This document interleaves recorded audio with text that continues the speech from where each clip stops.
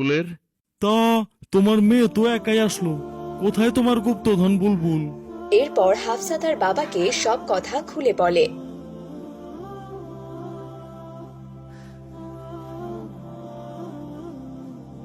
কোথায় কিভাবে পারো আমরা জানি না, কালকে আমরা তোমার জায়গা দখলে নিতে আসবো।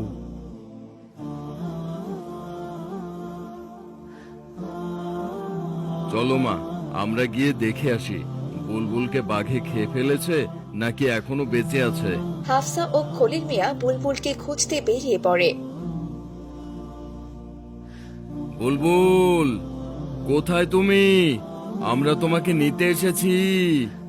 খুঁজতে খুঁজতে বিকেল পেরিয়ে সন্ধ্যা হয়ে যায়, কোথাও বুলবুলকে পাওয়া গেল না।